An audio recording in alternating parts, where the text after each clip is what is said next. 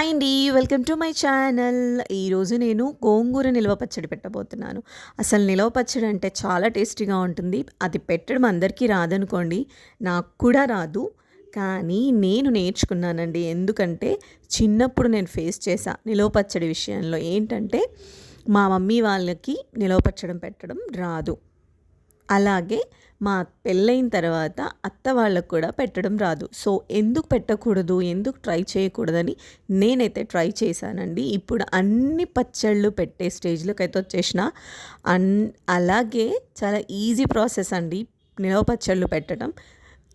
తడి లేకుండా శుభ్రంగా పెడితే సరిపోతుందండి అంతే. నిలవ పచ్చళ్ళు పెట్టడం చాలా ఈజీ.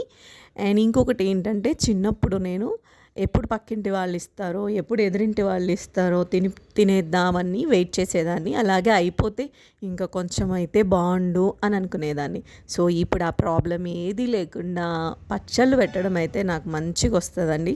సో ఇప్పుడైతే ప్రాసెస్లోకి వెళ్ళిపోదాం. గోంగూర నిల్వ పచ్చడి చాలా ఈజీ ప్రాసెస్.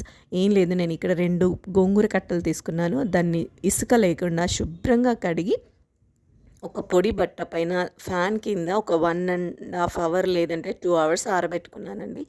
అంతే. అది తడి లేకుండా ఆరితే చాలా రోజులు నిల్వ ఉంటుంది. తడి లేకుండా చూసుకోవాలండి. ఇది ఫస్ట్ పాయింట్.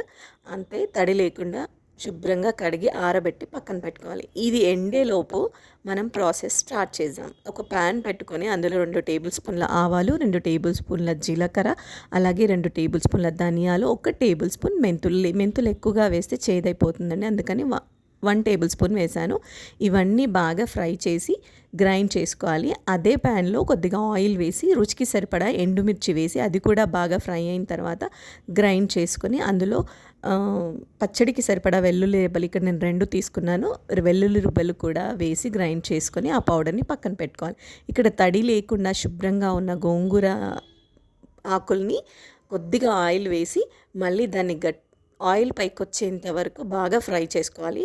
అందులోనే నిమ్మపండు సైజ్ అంతా చింతపండు వేసుకొని బాగా ఫ్రై చేసుకొని దాన్ని కూడా కొద్దిగా మిక్సీ జార్లో వేసి, కొందరికి ఆకులు ఉంటే నచ్చదండి, అందుకని నేను మిక్సీ జార్లో వేశాను.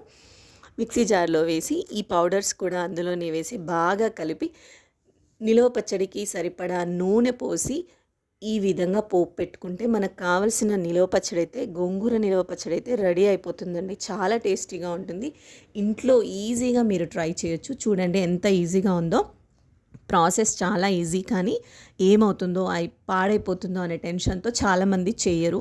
కానీ ఈ ప్రాసెస్ చేస్తే, ఫాలో అవుతే చాలా ఈజీ అండి. నేనైతే ఈ నిలవ పచ్చళ్ళలో ఫుల్ సక్సెస్ అయిపోయాను. ఇప్పుడు ఇంకొకరికి ఇచ్చే స్టేజ్లో అయితే ఉన్నానండి. నాకు అంత ఇష్టం అండి వంటలు చేయడం అంటే.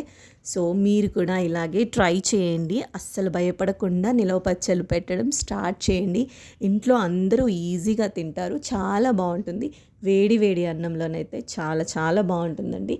ప్రతి ఒక్కటి కొలతలతో చేస్తే సరిపోతుంది. అంతే. మనకు కావలసిన గోంగూర నిల్వ పచ్చడి రెడీ.